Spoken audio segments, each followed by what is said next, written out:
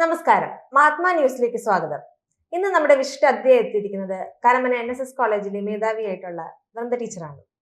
Teacher ഇത്രയും വർഷത്തെ, അതായത് ഏകദേശം 30ഓളം വർഷത്തെ എക്സ്പീരിയൻസ് ഉണ്ട് ടീച്ചർക്ക്. അപ്പോ നമുക്ക് കണ്ടുവരുന്ന ഒരു കാര്യം എന്ന് വെച്ചാൽ ഇപ്പോഴത്തെയും പഴയ തമ്മിലുള്ള ഒരുപാട് വ്യത്യാസങ്ങളുണ്ട്. അപ്പൊ അതിനെക്കുറിച്ചുള്ള കാര്യങ്ങളും പിന്നെ ടീച്ചറിന്റെ ജീവിതയാത്രയെ കുറിച്ചുള്ള കാര്യങ്ങളും നമുക്കൊന്ന് ടീച്ചറിനോട് തന്നെ ചോദിച്ചറിയാം.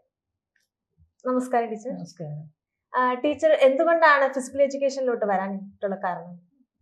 ബേസിക്കലി എൻ്റെ പാരൻസ് സ്പോർട്സ് സ്വിമ്മിങ് താരമായിരുന്നു. എൻ്റെ ഫാദർ KP സുകുമാരൻ നായർ. അദ്ദേഹം പോസ്റ്റ് ഓഫീസിലായിരുന്നു വർക്ക് ചെയ്തിരുന്നത്.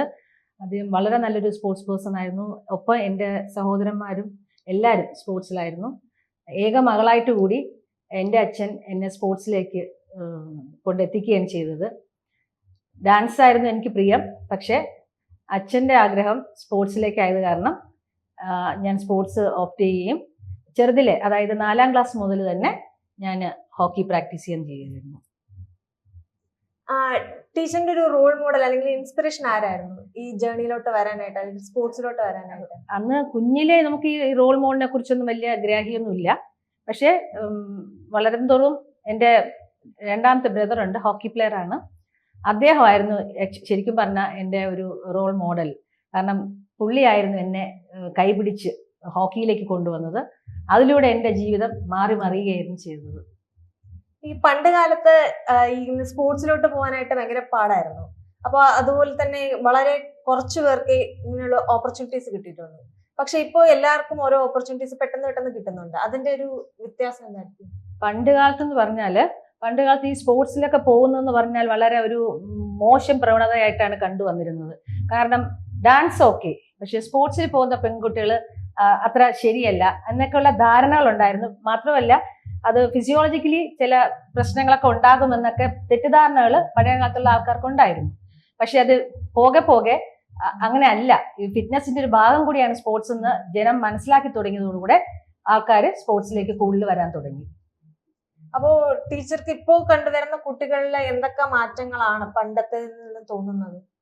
ശരിക്കും പറഞ്ഞാൽ പണ്ടത്തെ കുട്ടികൾ എന്ന് പറഞ്ഞാൽ നമുക്ക് കുറച്ചും കൂടെ കുറച്ച് ഒബീഡിയന്റ് ആയിട്ടുള്ള കുട്ടികളായിരുന്നു.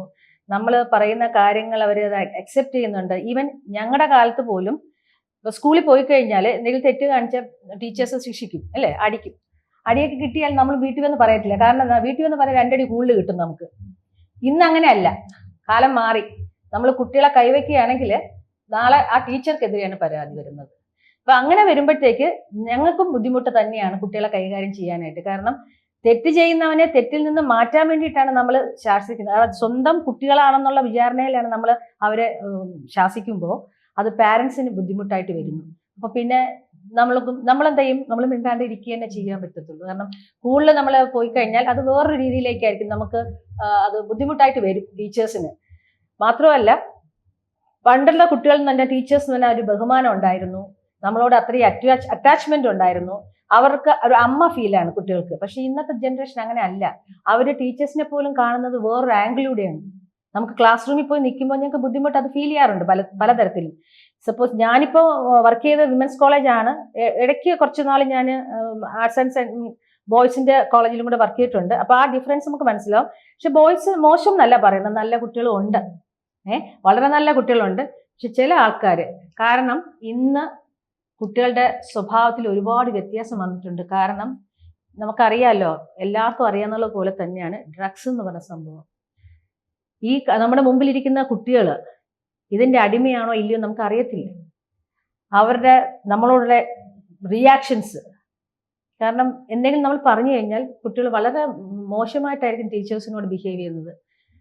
നമുക്ക് ബുദ്ധിമുട്ടാണ് ക്ലാസ്സിൽ കുട്ടികളോട് സംസാരിക്കാൻ തന്നെ. കാരണം ഇവർ ഏതിന് അടിമപ്പെട്ടു എന്നുള്ള അറിയത്തില്ല. പിന്നെ നമ്മൾ പല കുട്ടികളോട് ചോദിച്ച് മനസ്സിലാക്കി, നിങ്ങളുടെ ക്ലാസ് റൂമിൽ അങ്ങനെ എന്തെങ്കിലും ഉണ്ടോ, ആരെങ്കിലും ഇങ്ങനെയൊക്കെ ഉപയോഗിക്കുന്നവരുണ്ടോ ഇല്ലയോ എന്നൊക്കെ മനസ്സിലാക്കിയിട്ട്, കാരണം തെറ്റിൽ നിന്ന് കുട്ടികളെ ശരിയിലേക്ക് കൊണ്ടുവരിക എന്നുള്ള ഒരൊറ്റ വിശ്വാസത്തിലാണ് നമ്മൾ അവരോട് പെരുമാറുന്നത്. പക്ഷേ നമ്മുടെ കയ്യിൽ നിന്നൊക്കെ വിട്ടു പോവുകയാണ് ഇന്നത്തെ ജനറേഷൻ.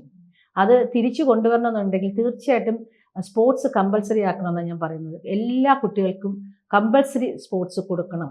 അതിലൂടെ, കാരണം അവരുടെ ലഹരി എന്ന് പറയുന്നത് സ്പോർട്സ് ആയിരിക്കണം. മറ്റുള്ള എല്ലാ മോശമായ ആക്ടിവിറ്റീസും മാറ്റി സ്പോർട്സിലേക്ക് കുട്ടികൾ വന്നു കഴിഞ്ഞാൽ ഈവൻ ഗവൺമെന്റ് പോലും സംസാരിക്കുന്നത് സ്പോർട്സ് ഇൻട്രൊഡ്യൂസ് ചെയ്യണമെന്നാണ് കമ്പൽസറി ആയിട്ടും കോളേജുകളിലും സ്കൂളുകളിലും. അങ്ങനെ വരികയാണെങ്കിൽ ഒരു പരിധി വരെ നമുക്കിത് കൺട്രോൾ ചെയ്യാൻ സാധിക്കും. കാരണം പഴയ തലമുറയെ നമുക്ക് പുതിയ ഇതിലേക്ക് കൊണ്ടുവരണമെന്നുണ്ടെങ്കിൽ, അത് നല്ല ഒരു നേഷനെ വാർത്തെടുക്കണമെന്നുണ്ടെങ്കിൽ കുട്ടികളിലൂടെയാണ്, അല്ലെങ്കിൽ നമ്മുടെ നാട് നശിച്ചു പോകും. അത്രേ എനിക്ക് പറയാനുള്ളൂ.